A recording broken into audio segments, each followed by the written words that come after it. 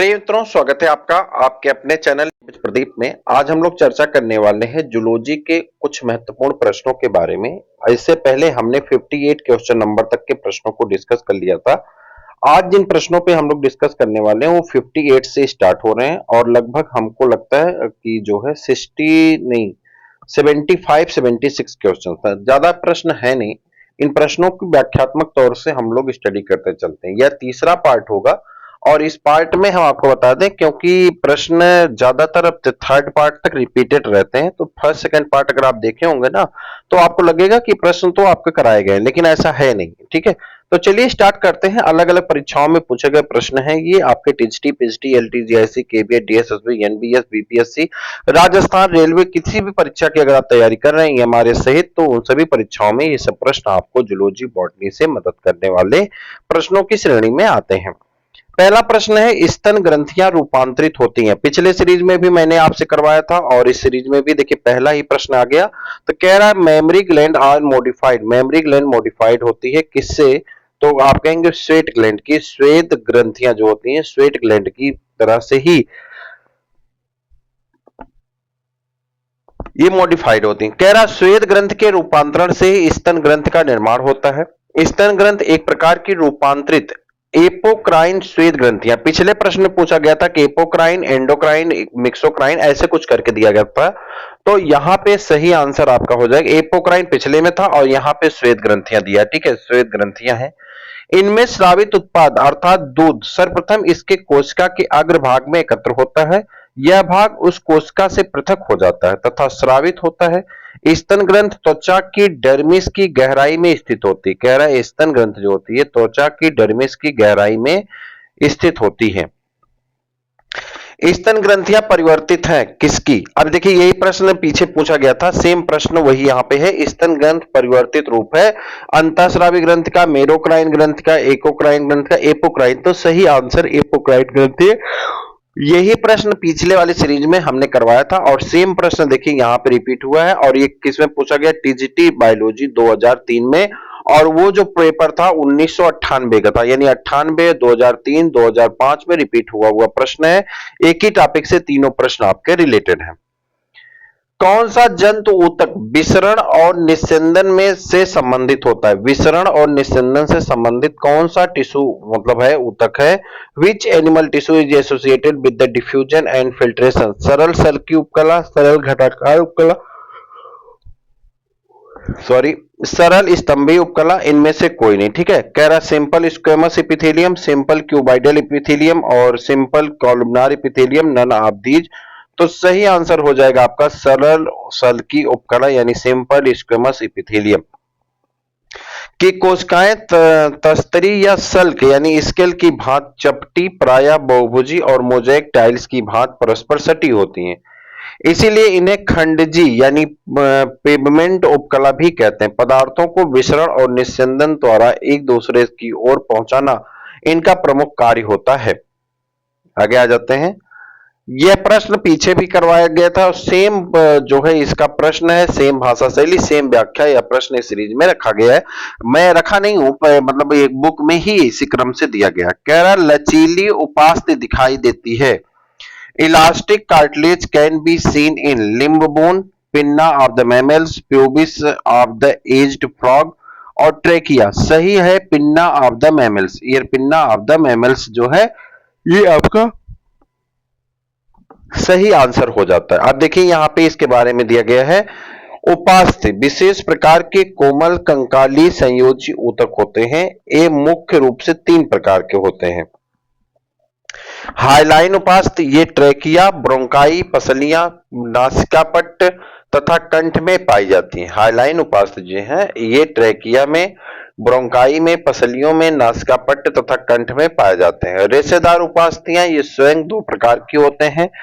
श्वेत रेशेदार ये 2 कशेरुकाओं के बीच की प्यूबिस सिम्फाइसिस में पाए जाते हैं। पीले लचीले इलास्टिक रेशेदार ये कर्ण, पल्लव, बाह्य कर्ण नलिका, यूस्टेचियन नली, एपिग्लॉटिस तथा नासाग्र में पाए जाते हैं। कैल्शियम युक्त उपास्थि ये मेढक के अंश मेखला पेक्टोरल ग्राइडल में पाई जाती है। आगे बढ़े। अगला प्रश्न है, निम्नलिखित में से मनुष्य के शरीर के किस भाग में उपास्थ युक्त जोड़े पाए जाते हैं? Cartilaginous joints are found in which part of the human body? दो कशेरुकाओं के मध्य, घुटने में, कार्पल्स के मध्य, मेटाकार्पल्स के मध्य। Between two vertebrae, knee, between two the carpal, between metacarpal. तो सही आंसर हो जाएगा बिटवीन टू वर्टिब्री। मनुष्य के शरीर में दो कशेरुकाओं के मध्य उपास्थ युक्त जोड़े पाए जाते हैं। उपास्थ उत्पादित की जाती है किसके द्वारा?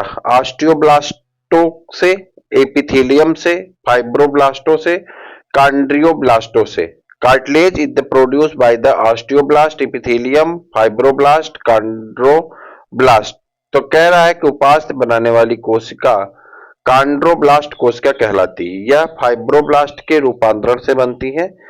ये सक्रिय कोशिकाएं होती हैं जो अपना पोषण संयोजी ऊतक से ग्रहण कर विभाजन द्वारा कॉन्ड्रोसाइट्स बनाने के साथ मैट्रिक्स भी स्रावित करती हैं। ऑस्टियोब्लास्ट कोशिकाओं से अस्थि का निर्माण होता है।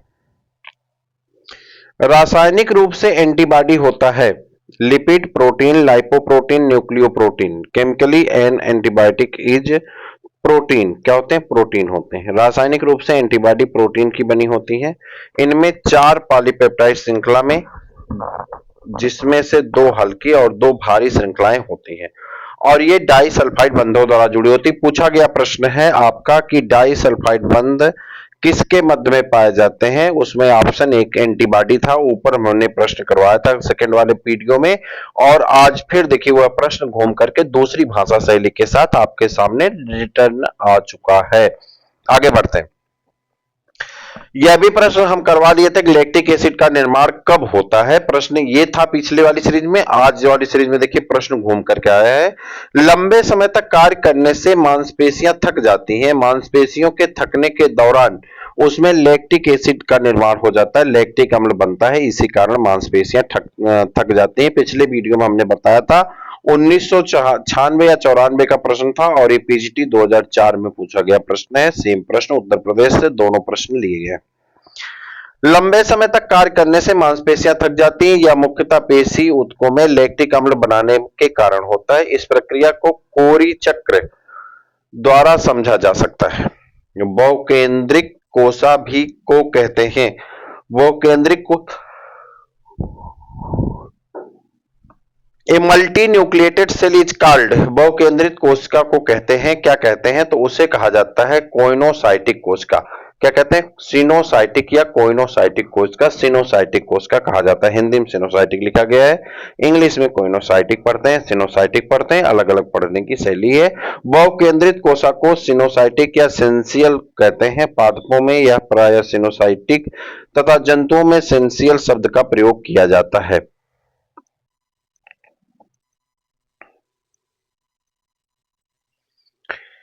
एक कंदी करोट पाया जाता है। Monocondylic skulls is found into the Rana tigrina Calotes. तो कैलोटिस आपका सही आंसर हो जाता है। कैलोटिस एक सरीसृप है। सरीसृप पक्षियों और मछलियों के खोपड़ी में एक ऑक्सीपिटल कॉन्डाइल्स होता है, अतः यह एक दंती करोट युक्त होते हैं। एम्फीबिया व स्तनधारी के खोपड़ी में 2 ऑक्सीपिटल कॉन्डाइल होते हैं, अतः इन्हें द्विकंदी करोट कहते हैं। किसी पेशी की लंबाई नहीं बदलती। किसी पेशी की लंबाई नहीं बदलती। आइसोटोनिक संकुचन में, आइसोमेट्रिक संकुचन में, टेक्टोनिक संकुचन में, तीव्र संकुचन। The length of the muscles does not change in isotonic contraction, isometric contraction, tectonic contraction और रैपिड कॉन्ट्रैक्शन।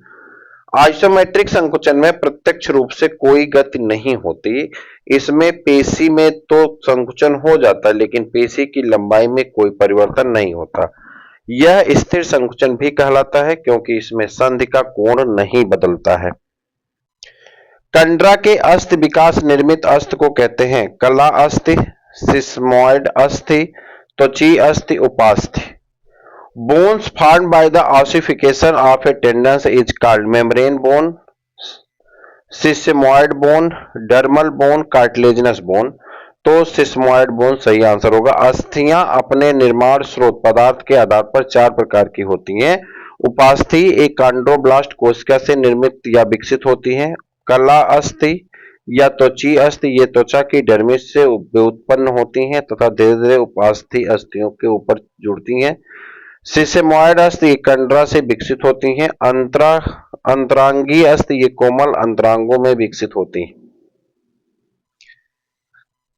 किसके अस्थि किसके अस्थिनयन से किसके अस्थि भवन से सिस्मोइड बोन का निर्माण होता है यानी अस्थि बनती है। Sesamoid bones is formed by the ossification of कंडरा। किसके जुड़ने से? कंडरा के जुड़ने से सिस्मोइड बोन का निर्माण होता है। ऊपर प्रश्न वही था।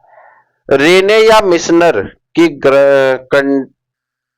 कणिकाएं स्थित होती संबंधित होते हैं। रेने या मिशनर की कणिकाएं जो है मिशनर्स एंड रेनेज और मिशनर्स कार्पसल्स एसोसिएटेड विथ किससे जुड़ी होती हैं? तो इसका आंसर हो जाता है सार्कोस्पोरोइडिया से। किससे जुड़े होते हैं? सार्कोस्पोरोइडिया से। रेने या मिशनर की कणिकाएं विशेष प्रकार के बीजाणु होते हैं जो एक सिरे पर अंडाकार तथा दूसरे सिरे पर नुकीले होते हैं। मनुष्य तथा अन्य कशेरुकियों में परजीवी प्रोटोजोआ सार्कोस्पोरोइडिया से बनते हैं। इस्चियोप्यूबिक सिम्फाइसिस किसके श्रोण मेखला में पाया जाता है? खरगोश, मेढक, छिपकली, उड़न मछली।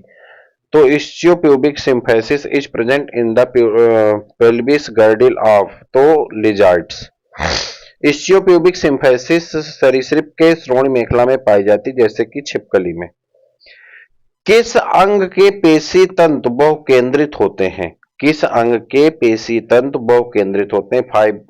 Muscles fibre of the following organs are multi nucleated. तो ये सही आंसर हो जाता है लिम्स।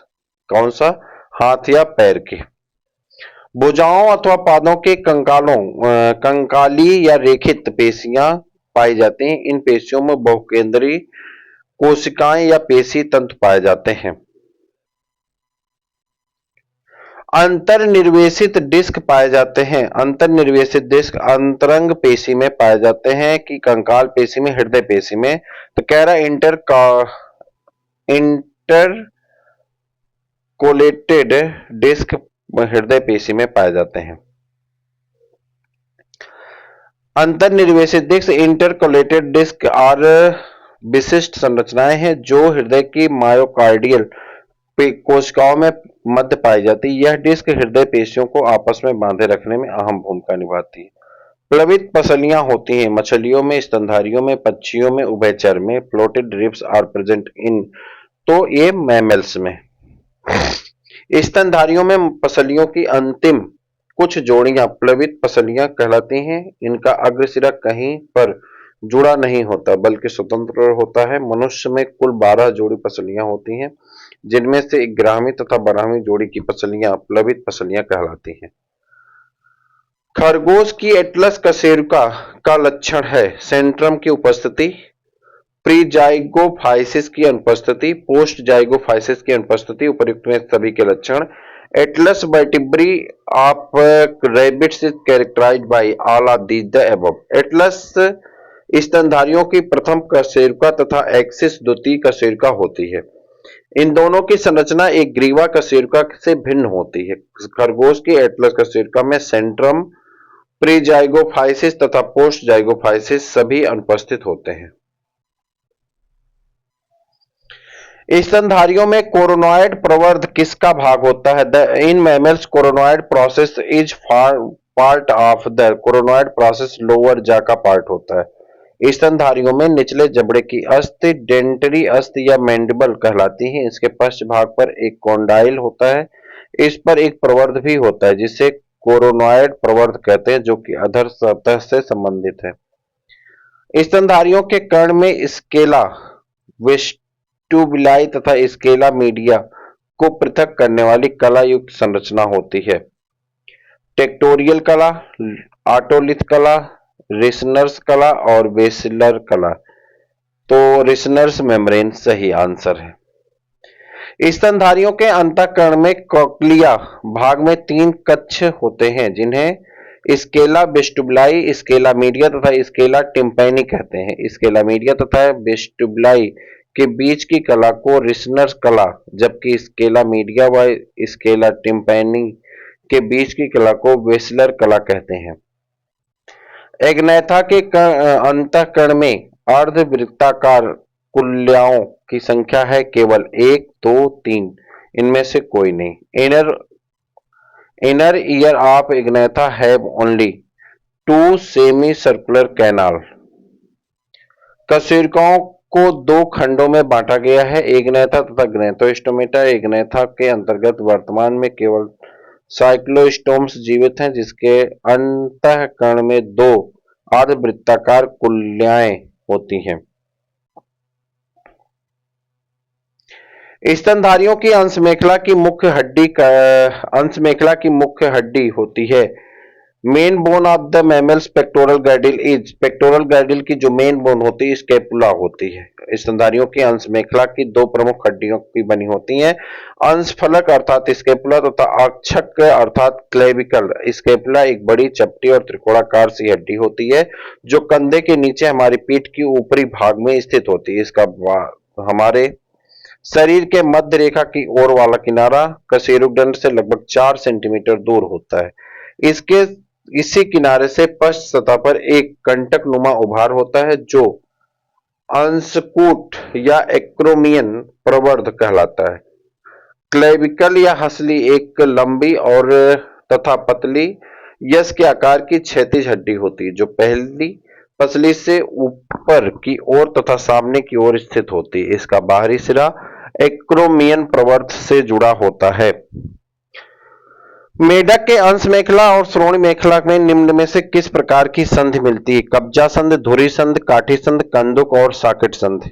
तो कह रहा है which type of the joints are found into the pectoral and pelvis girdle of the frog from the following। तो आपका सही आंसर हो जाएगा बॉल एंड सॉकेट जॉइंट। कौन सा? Ball and socket joint. Last question है आपका जो है पाचन तंत्र और उत्सर्जन तंत्र से संबंधित है, जो आप बताएंगे परानिस्यंदन किससे संपन्न होता है। तो कोष का गुच्छ आपका सही आंसर हो जाएगा कि कुछ और होगा, आप जरूर कमेंट करके बताइएगा। यहीं पे हम लोग आज इस श्रृंखला का समापन करते हैं। अगली टॉपिक आपकी यहाँ पे मेंशन हो चुकी है पाचन तंत्र और उत्सर्जन, जिसका वीडियो हम लोग अगले सेगमेंट में देखने वाले हैं। आज के लिए इतना ही, फिर मिलते हैं किसी और वीडियो में, तब तक के लिए इजाजत दीजिए। जय हिंद।